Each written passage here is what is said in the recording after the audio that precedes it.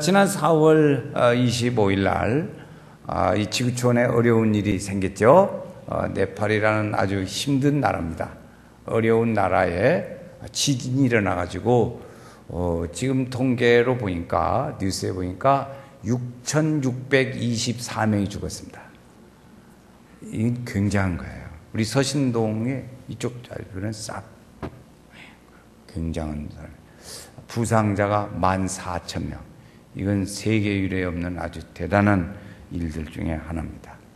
우리가 벌써 우리 한국 교회들이 벌써 파송해서 돕는 사람들 파송하는 교회들인데 우리는 가진 못하지만 우리가 열심히 그들을 위해서 하나님의 위로와 용기를 내라고 우리가 기도해 하는 중보 기도를 계속했으면 좋겠습니다. 기도하시기를 바랍니다. 한 부부가 살았습니다. 그런데 한 부부가 남편은 환경미화원이었습니다. 환경미화원. 아내는 조그마한 고물상을 하는 부부였어요. 그런데 그 부부가 살면서 이들이 사는 모토는 뭐였냐? 정직하게 사는 것이 그 가정의 최고의 모토로 살았습니다. 그런데 어느 날 아들이 있는데 아들이 전혀 생각지도 못하던 아주 비싼 청바지를 밖에 나가더니 입고 왔어요. 어느 날 입고 들어온 거예요. 그래서 그 눈치 빠른 어머니가 가만히 보니까 애들이 이상해. 어디서 저런 옷을 입었는가 알 수가 없단 말이에요. 그러니까 어머니가 자꾸 이렇게 잘 주시해 보다가 나중에는 딸이 물었습니다. 너 어떻게 해서 입게 됐냐? 그러니까 아들이 이제 하도 보채니까 고백을 합니다. 내가 버스 정류장에서 어떤 사람 지갑을 훔쳐가지고 이렇게 사입었다고 그런 거예요. 그 말을 들은 아버지가 너무나 이제 자기 생활에 살아온 그다고는 전혀 다르잖아요. 정직을 모토로 살아왔는데 그러니까 그 아들을 데리고 경찰서로 갔습니다. 그래서 이 아들 벌 주라고. 그래가지고 간 것이 어디까지 올라갔냐? 재판까지 하게 됐어요. 재판해야 벌을 주니까. 그런지 재판에서 하라고 그런 거죠. 아버지가 이제 재판하니까 시간이 좀 걸리죠. 재판은 그 사이에 너무나 살아온 것이 분하고 살아온 것이 속이 상해가지고 아버지가 화병 나서 돌아가셨습니다. 그러니까 어머니가 이제 대신 법원에 가서 얘기를 하는데 어머니가 하는 말이 이 아들은 아버지의 뜻을 따라서 엄하게 벌을 주십시오. 이렇게 요청을 했어요. 그러니까 이제 판사가 참 복잡해요. 아들이 이제 울면서 얘기를 합니다. 나 때문에 우리 아버지가 돌아가셨습니다. 용서해 주세요. 그러고 눈물을 흘리는 거예요. 그 주변의 사람들이 볼 때 아주 참 안타까운 일들을 봤습니다. 그 판사가 보니까 너무나 신기한 가정이에요. 그래가지고 무죄를 선고를 했습니다. 무죄 선고를 하고 거기 설명이 그런 거예요. 훌륭한 아버지를 내가 믿고 그걸 본다. 그리고 그 아버지의 아들을 내가 믿는 마음으로 아들에게 무죄를 선고한다. 그랬습니다. 그래서 선고를 하고 돌려보냈어요. 아들이 거기서 감동을 받고 아주 열심히 잘 살아서 공부도 열심히 해가지고 훌륭한 아들이 돼서 나중에 판사까지 되었다고 하는 얘기입니다. 우리 부모들 중에는 이런 분들이 계십니다. 가끔 나는 자식을 바라보고 산다. 그런 분들이 계세요. 그래서 자녀를 양육하려고 아주 굉장히 노력을 많이 하시고 그럽니다. 그 자녀에다 아주 집중하시죠. 또 어떤 분들은 보면 자식 농사를 잘 지한다는 말도 듣습니다. 자식 농사는 꼭 우리 농사 짓는 분들, 농부들과 같은 의미죠. 그래서 농부들이 농사를 지으려면 오랜 기간 동안 이렇게 돌봐야 하잖아요. 그래야 농사를 추수를 할 수 있단 말이에요. 그러니까 부모님이 이제 보면서 자식 농사를 잘 짓는 부모도 있고 또 어떤 부모는 자식 농사가 좀 약해가지고 힘들어서 안타까워하는 그리고 큰 짐이 되는 분들도 있습니다. 하여튼 우리 연세교회 성도들은 자식 농사 잘 지켜야 되기를 바랍니다. 자녀들이 축복을 받아야 돼요. 근데 어떻게 우리는 부모들이 생각할 때 자녀가 대학 들어갈 때쯤 되면 이 자녀가 인류대학에 좀 들어갔으면 좋겠는데 그리고 상도 타고 공부도 좀 잘했으면 좋겠는데 그렇게 해야 자기도 체면도 쓰고 친구들한테 자랑도 하고 사람들한테 폼 잡고 좀 다닐 수 있겠는데 이것이 잘 생각처럼 안 되는 거예요. 학교는 떨어지지, 딴짓은 자꾸 하지. 그러니까 아주 그냥 체면이 있고 아니야. 그러니까 그 부모는 자녀가 잘 되는 데 관심보다 자기 체면이 더 중요시 여겨가지고 자 때문에 아주 그냥 말도 못하고 살린다고 이렇게 자기 자존심이 더 큰 문제로 사는 경우가 있습니다. 여러분 다 이게 좋은 방향의 모습은 아니지요. 저는 우리 자녀들에게 가끔 묻습니다. 좀 잘 되고 그런 무슨 좋은 일이 있으면 제가 자녀들에게 물어요. 너 어떻게 그렇게 잘 됐어? 그럼 뭐 열심히 공부 잘해서 됐다고 그러고 그러죠? 그러면 아니야. 그러고 얘기를 합니다. 부모의 축복으로 잘 됐어. 알았어? 다시 말해봐. 다시 말해봐. 그래서 어떻게 해서 잘 됐다고? 부모의 축복으로 잘 됐어요. 그러죠. 자, 한번 같이 합니다. 제가 그냥 물어요. 어린애들이라고 생각하시고, 미안합니다. 어린애라고 생각하시고 대답해 보세요. 어떻게 이렇게 잘 됐어요?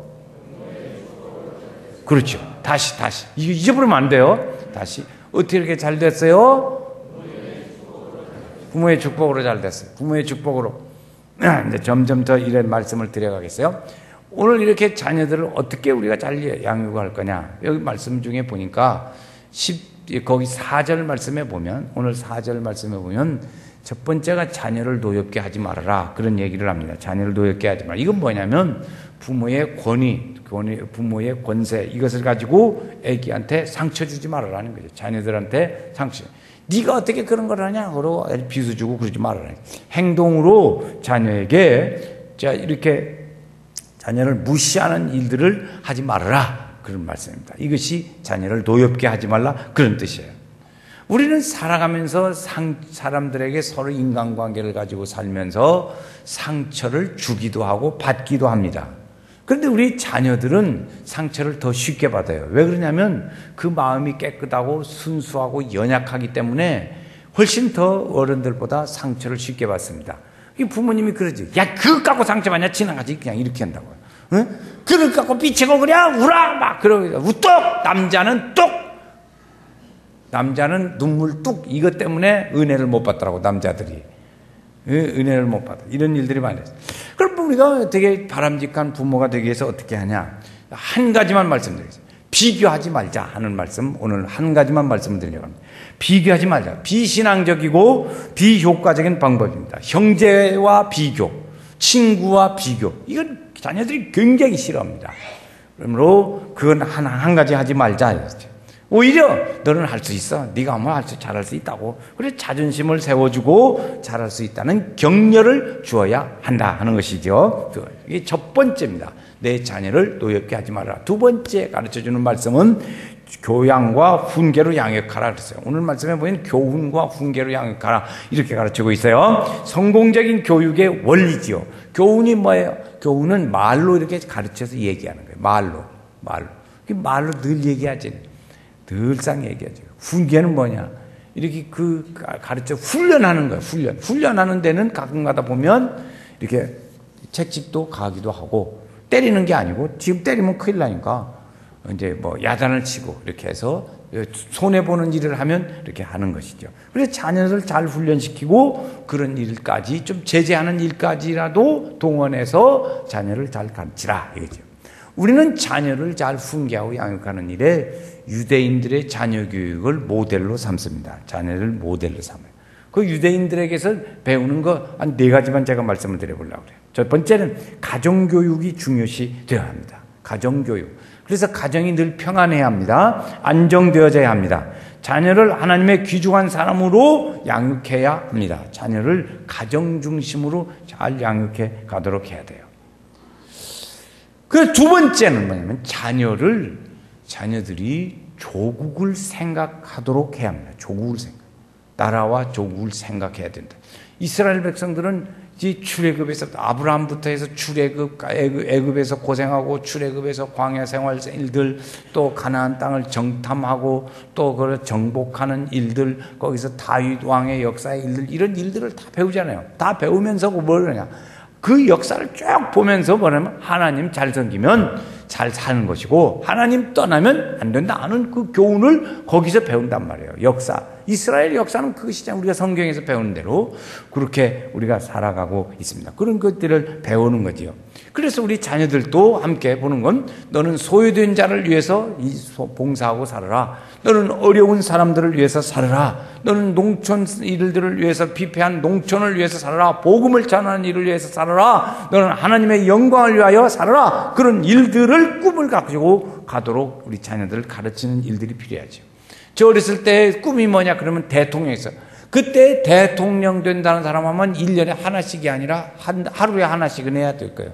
그렇게 대통령 다 살아보려고. 그런데 그것은 다 커가면서 보니까 그건 별로 좋은 일도 아니더라 이것이. 요새 대통령 본 게 해먹을 일이 아닌 것 같더라고. 그래 이제 그렇다면. 근데 우리는 성경에 보면 우리의 대표적으로 우리나라에서 김구 선생을 얘기합니다. 김구 선생은 아주 훌륭한 분이죠. 대통령들이 보면 존경하는 인물이 누굽니까? 그러면 거의 대통령들이요 김구 선생을 얘기해요. 김구 선생. 그 김구 선생은 어머니가 권사했다는 거예요. 권사했어요. 그런데 그 어머니는 자녀에게 두 가지를 얘기를 했습니다. 두 가지를 강조했는데 그 첫 번째가 뭐냐면 너는 어떤 일이 있어도 교회는 떠나지 말아라. 교회는 떠나지 마라. 무슨 일을 당하든지 하나님의 말씀을 생각하고 순종하거라. 이렇게 가르쳐줬어요. 그래서 지금 우리도 보면은 교회 떠나는 일들이 아주 많습니다.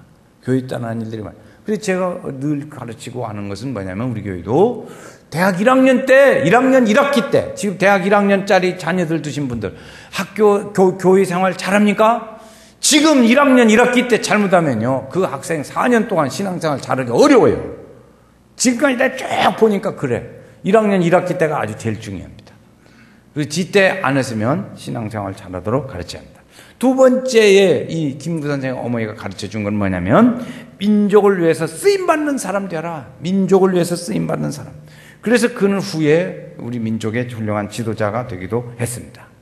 세 번째 이스라엘 백성들이 가르쳐주는 일들 중에 교훈을 보는 것은 이제 유대 교육 중에 가정교육, 조국교육 있죠. 세 번째가 철이 들도록 가르치라는 거죠. 조국을 생각하는 자신의 존재감을 가르치는. 이런 좀 말이 쓰니까 어려워. 철 들도록 가르치라 이렇게 생각하는 거예요.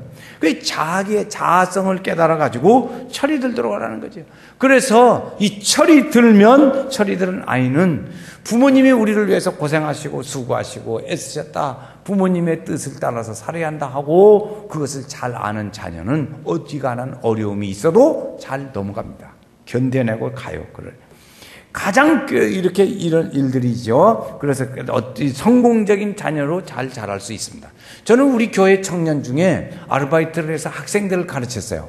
근데 그 가르치는다는 얘기를 청년 때 들으니까 뭐라고 얘기를 하냐면 자기가 학원에서 학생들을 가르치는데 어영부영하고 공부도 잘 안 하고 그러면 지금 이 철들은 얘기를 하더라고요. 뭐라고 하냐 그 얘기를 들으니까 야 너는 너네 부모님이 너를 돈 줘서 이렇게까지 애쓰고 수고해서 가르치는데 너는 이렇게 놀면 되냐? 그럼 너네 부모님이 그렇게 애를 쓰는데 너는 열심히 공부하잖아. 그렇게 돈이나 없애고 그러면 되냐? 이러고 막 나무랬다고 그러더라고. 그 사람 내 지금도 기억해. 결혼해서 자기 애 낳고 살아요. 그런데 그 참 기특하더라고. 안 기특해요? 떼비투어 그러면. 그렇지 않 기특해. 철이 드는 아이는 이렇게 잘 갑니다. 근데 철이 안 들었고 실패했을 때 그 자녀에게 우리 부모도 자녀가 실패하면 괴롭습니다. 부겁고 힘들어요. 그런데 그보다 더 힘든 건 본인이에요. 본인은 아주 하늘이 무너지는 것 같이 힘들지요. 에디슨이 13살에 학교에서 퇴학당하고 돌아왔습니다. 그랬더니 어머니가 퇴학당한 아들에게 한 말이 뭐냐면 그 유명한 말이죠. 야, 너는 그 애들하고 틀려. 너는 그 애들하고 틀리다고. 이렇게 얘기했다는 거예요. 그래서 그 자녀가 하나님의 은혜와 감사를 느끼는 자녀로 자라게 되었다는 얘기죠. 오늘 세 번째로 성경이 가르쳐주는 일들은 주 안에서 훈계와 교훈과 훈계로 하라 가르쳤어요. 주 안에서. 자, 여러분, 우리 자녀들이 작은 자녀도 있고 20세 이상 성장한 자녀도 있습니다. 여러분, 우리 성도들의 자녀들이 지금 기본이 뭐냐면 주 안에 있는 거예요. 주 안에서 그 다음에 뭐예요? 교양과 훈계로 하라 그랬어요. 양육하라 그랬어요. 기본이 주 안에 있어야 돼. 주 안에. 우리 자녀들이 지금 주 안에 있냔 말이에요. 주 안에 없다면 이건 조금 어디가 잘못됐어요. 주 안에 우리 자녀들이 지금 20세 넘어져가고 고등학교, 중학교, 고등학교, 대학생 되고 청년 되고 직장생활 하면서 거기서 주 안에 있는 자녀라면 여러분 그 자녀는 반절은 성공한 겁니다. 그 안에 있어야 무슨 뭘 가르치든지 모르지. 그렇지 않아요? 주 안에 없는데 뭘 주의 교양과 훈계로 가르쳐지겠어요? 그러니까 주 안에 없다면 그건 아니에요. 그러니까 부모님들이 열심히 기도하셔서 자녀들을 주 안에 있도록 해야 합니다. 우리 교회학교 선생님들이 아주 실망적인 그런 말로 가끔 오는 때가 있어요. 무슨 얘기를 하냐면 우리 교회에 그 항존직분자들의 자녀들을 교회 안 보낸다는 거예요. 지금 얘기하면 여러분 그 자녀는 주 안에 있지 않는 것이잖아요. 그러니까 선생님들이 교회학교 선생님들이 말하는 게 아니 그런 분들이 자녀 교회 안 나와요. 나보고 얘기해요. 그러면 선생님들이 얼마나 보고 답답하면 저한테 얘기하겠어요. 여러분 우리 성도님들의 자녀들이 믿음 안에 있도록 가르쳐야 합니다. 그렇지요? 아직 김구 선생의 어머니가 얘기했던 것은 절대 교회를 떠나지 말아라고 가르쳤던 것처럼 오늘 우리 자녀들에게도 교회를 떠나지 않도록 가르쳐야 돼요. 떠나면 안 돼요. 떠나면 해결의 실마리가 없어요. 해결의 길이 없어요. 해결의 길이. 그러니까 교회를 안 떠나야 합니다. 중학교 때부터 학원 가라고 가지고 교회는 안 오고 학원 가고 그렇게부터 가르치니까 청년 되면 교회를 안 나오는 거죠. 그래서 우리는 제일 먼저 기본이 뭐냐면 주 안에 있도록 하자 하는 거죠. 한번 같이 해요. 주 안에 있게 하자. 주 안에 있게 하자. 그래야 우리 자녀들을 갑니다. 주 안에서. 그래서 거기에 그 다음 단계의 교육을 할 수가 있습니다. 한 번은 세무서에 다니는 어떤 세무서 직원이 예수를 열심히 믿는 성도 가정에 찾아왔습니다. 갑자기 불쑥 찾아왔어요. 와서 하는 말이 귀하에는 재물이 아주 많다는데 숨겨놓은 것 있으면 얘기하시죠. 내가 그 조사하러 왔습니다. 다 알고 왔으니까 이렇게 잘 자진해서 얘기를 하시죠. 그래야 서로 변하기가 좋겠습니다. 그렇게 질문을 했습니다. 그랬더니 그 성도가 하는 말이 예, 그렇죠. 저도 재산이 아주 많이 있습니다. 나는 숨겨놓은 재산이 많이 있습니다. 그러니까 이제 세무서 직원이 기분이 좀 좋았어요. 그래서 오늘 한 건 했다 이렇게 이제 딱 했는데 그분이 그러면 얘기를 해보세요. 딱 적으려고. 그런데 그 사람이 하는 말이 나는 나에게 숨겨진 재산의 첫 번째가 내게 열정을 주고 영원한 처소를 주시는 예수님을 나는 재산을 숨겨놨습니다. 그 재산 1호입니다. 그걸 숨겨놨다고 말하는 거예요. 아, 왜 예수님이라는 거예요? 자기의 영원한 처소를 만들어주신 주님을 그래서 쨌다. 두 번째, 나를 내 곁에서 늘 도와주고 협력해주는 아내가 있다. 두 번째가 그게 나의 두 번째 숨겨진 보물이다. 그러는 거예요. 그러니까 세무서에서 문 직원이 볼 때 이거 별것도 아니란 말이에요. 자기가 볼 때. 그럼 뭐요? 그 다음은, 세 번째요. 세 번째는 우리 믿음 좋은 우리 자녀들이 있습니다. 그런 거예요. 그렇게 대답을 했습니다. 이게 나의 전 재산입니다. 그렇게 얘기를 했습니다. 그래서 세무서 직원이 보니까, 적을 것도 없고, 발견한 것도 없고, 그러는 거예요. 그러니까 그 다음에 하는 말입니다. 귀하는 아주 재물이 많은 부유하신 분입니다. 그런데 세금은 낼 것은 하나도 없구만요. 그리고 갔다는 거예요. 세금 낼 것 많으세요?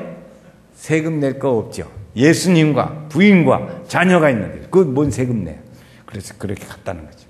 여러분 링컨이라든지 워싱턴이라든지 록펠러라든지 이런 사람들의 부모로부터 받은 유산이 뭐냐면 하나님 말씀이에요. 공통적인 유산이 뭐냐? 하나님의 말씀입니다. 그래서 우리는 이 자녀들에게 우리 자녀들을 위해서 이 믿음의 일들을 잘 감당해 주면 좋겠습니다. 이분이 꼭 하는 건 다윗이 말이죠. 자기 자녀에게 유언을 했어요. 유언을 할 때 말하는 얘기입니다. 아들 솔로몬아, 너는 내 아버지의 하나님을 꼭 알아라. 네 아버지의 하나님을 꼭 알아라. 두 번째, 마음과 그 온전한 마음과 기쁜 뜻으로 순종하고 살아라. 그걸 남겨줬어요. 유언에. 우리가 성경 보면 나오죠. 역대상 28장에 나오는 거죠. 다윗이 그렇게 했다고요. 내 아버지의 하나님을 알고 그게 기쁜 마음으로 섬기면서 살아라. 이렇게 가르쳤어요. 여러분, 오늘 우리 자녀들에게 교회 앞에 말씀드린 대로 우리가 하나 자녀들이 잘 주 안에 있다면 좋고, 없는 부모님들은 주 안에서 신앙생활 하지 않는 부모님들은요, 하나 제가 제안해요. 여러분, 가짜로라도 유언장을 하나 만드세요. 유언장. 유언장 어떻게 만드냐? 내가 죽거든 너는 꼭 신앙생활 잘하라고 도장까지 깍 찍어놔. 거기 그 변호사의 도장이 찍혀져야 진짜 유언이에요. 유언서. 그게 없으면 그냥이요, 그냥. 그러니까 그거 하나 써놓으라고. 너는 꼭 신앙생활 잘하기 바란다. 주 안에서 믿음생활. 그리고 하나 써서 보내줘요. 주든지 이렇게 해서 우리 부모님은 유언을 했는데 나보고 신앙생활 잘하래. 그 알고 있게 하라면 알고 있게. 그러면 안 좋겠어요? 말도 안 들어. 지금 20대 넘었는데 그 자녀가 말 안 들어먹어요. 안 들어먹어. 안 들어먹으니까 뭐래요? 그냥 유언처럼 안 하고요. 해가지고 너는 아들아 참 안에서 믿음생활 잘하거라. 이렇게 해놓으면 얼마나 좋겠어요. 우리 성도들 여러분, 우리 신앙생활, 우리 자녀들이 믿음 안에서 잘 성장하도록 해야 합니다. 그래서 우리 가정에 이 대를 이은 축복의 은혜를 이어가야 될 줄로 믿습니다. 그래서 하나님과 함께 하셔야 돼요. 우리 자녀들로 인한 자녀는 부모의 상급이라고 그랬습니다. 자녀는 부모의 상급입니다.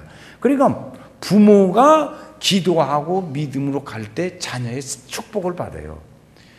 지금 저는 늘 평상시에도 여러 번 얘기했습니다. 40세 이상이 돼서 믿음 생활도 잘하고 건강한 부부 가정 생활도 잘하고 물질의 가정의 생활도 잘해야 그 가정의 자녀를 마음놓을 수 있습니다. 40세가 안 돼서 공부 잘하고 줄 세고 다른 사람보다 잘 되고 그건요 믿들 못해요. 30대 때 보니까 이혼하고 죽고 암 걸리고 뭐 별짓 다 일어나더라고. 내가 그걸 많이 봤어요. 우리 성도들 보면 다 목사는 다 보니까 알잖아요. 그런데요, 우리 성도님 여러분들 우리 40대까지 봐야 됩니다. 지금 좀 잘한다고 초등학교, 중학교 때, 고등학교 때 좀 잘한다고 그걸로 만족할 게 아니라고요. 40세가 돼서 우리 자녀들이 믿음 생활 잘하고 부부간에 가족 위해서 잘 살고 경제적으로 안정되게 사는가, 그때야 마음을 놓을 수 있다고요. 지금 여기 40대 좀 되신 분들, 여러분 그렇게 사십니까? 그러면 부모님이 안심해도 돼요. 그렇게 믿음 생활 잘해야 돼요. 그 전에는 못 믿어요. 못 믿어. 믿을 수가 없어요. 언제 팩 하면 또 이혼하고 언제 팩 하면 또 무슨 일이 있을지 알 수가 없다고. 그러니까 40살 넘어가면 기운도 없고 이제 살기도 이러고 그러니까 이제 참고 살아야지. 그렇게 해서 산다고요. 그런데 경험이야, 경험. 그래서 믿음생활 우리 자녀들이 그럴 때까지 가도록 해야 돼요. 40대를 저런 기준으로 봐요. 이 얘기를 여러 차례 했는데 우리 성도님들이 저한테 와서 하시는 말씀들이 그 얘기를 하시더라고요. 목사님, 저희가 봐도 40세 정도는 돼야 되는 것 같아요. 그러더라고요. 그건 아니잖아요. 그래서 꼭 우리 자녀들을 믿음 안에 거하게 해서 하나님의 축복의 가정, 우리 가정이, 성도들 가정이 다 축복을 받아서 하늘에 상 받는 가정이 돼야겠어요. 우리 가정이요, 지난달에 4월달에 우리 교회에서요 새벽 기도의 통계를 내봤어요. 새벽 기도 4월달에 주일 빼고 통계를 내보니까 26일이에요. 26일이라는데 26일을 개근하신 분이 3분이 있더라고. 한 번 빠진 분도 있고. 하여튼 우리 교회는 4번은 일주일에 4번은 나오자. 그러면 4주 아닙니까? 4주, 4, 4, 16, 16번. 16번 4월 달에 새벽기도에 나온 분이 27명. 27명 빼놓고는 전부 누워서 찬양한 사람들. 물론 이렇게. 그래서 이 5월 달에는 여러분, 우리가 자녀들을 위해서 기도도 하시고, 응? 자녀를 위해서 기도도 하시고, 그래서 우리 가정이 믿음에 세워져 가야 합니다. 반석 위에 세워진 믿음의 가정으로 가야 될 줄로 믿습니다. 하나님께서 우리 성도들 가정에 이 5월에도 귀하고 귀한 축복의 은혜가 넘쳐서 하나님 기쁘시게, 이웃을 기쁘게, 또 우리 가정에 행복하게 축복의 은혜가 함께 하시기를 주의 이름으로 축원합니다.